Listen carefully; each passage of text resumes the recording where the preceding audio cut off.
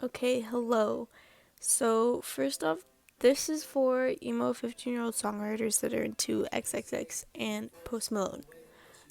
No, I'm just kidding.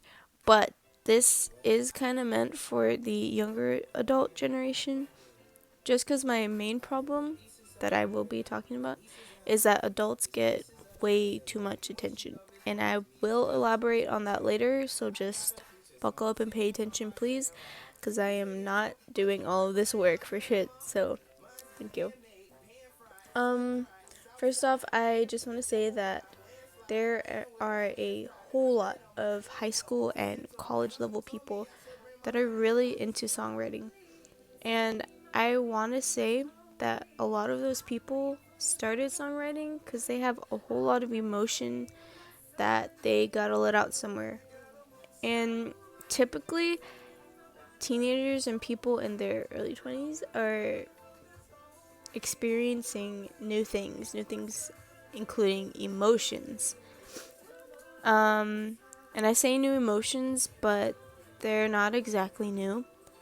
But during those ages between 15 and 25, they say that they're very emotional, and that's because they're just beginning to understand, like fully understand those feelings and emotions much more, and such as like intense sadness and anger and things like that. So they have all of that new and strong emotions in them, and writing songs is just a common relief for those heavy emotions. But since we are talking about young people, like I said, they're experiencing new things, and songwriting is a new thing for them. So, songwriter's block is pretty much inevitable.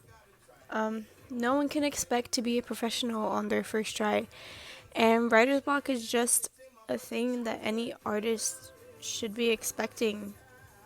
The only thing is, how do these young adult songwriters overcome that block?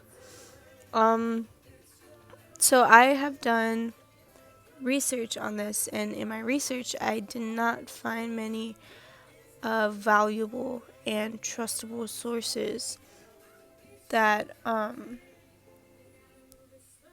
that give that point of view of young new artists, which is really upsetting because I've had multiple friends that started to write songs, and they did go through songwriter's block when they were trying to come up with their lyrics.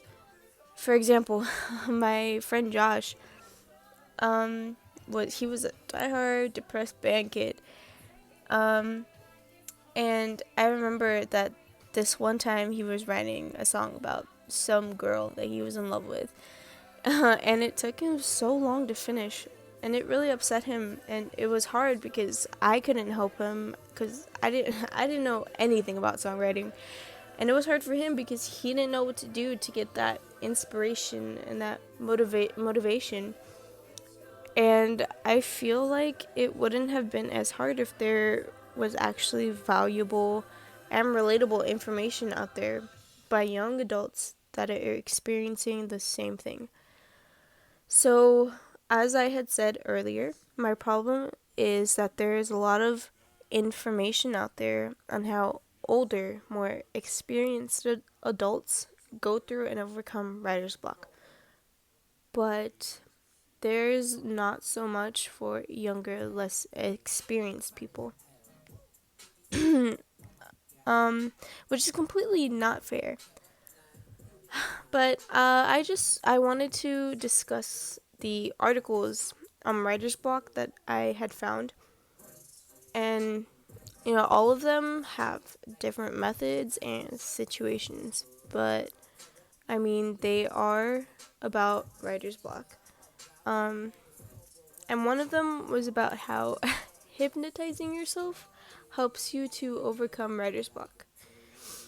And it does sound a little weird or odd, but it actually does make sense. So, the author said in his article that by hypnotizing yourself, when you come across writer's block, you calm down and allow yourself to clear your mind. enough to continue. And in the article, he has 3 cases of people who use different methods of self-hypnotism. And in the end, most of the people that he had conducted that research on had improvements on their on their writer's block after hypnotizing themselves. So they felt like they were more calm, and it helped them get through that block. Another one of my articles was about how computers could help writers experiencing writer's block. So the author talks about a few things, including a computer class that she taught, and and she also talked about the 2 different writer's block experiences that a handful of her students went through.